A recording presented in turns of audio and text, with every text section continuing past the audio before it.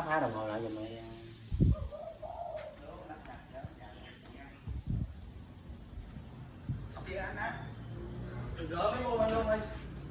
Không đâu, cái đó nó bỏ rồi mày ơi. Bỏ mình cũng gỡ ra chứ để chi. Cái đó cái hầm bỏ rồi.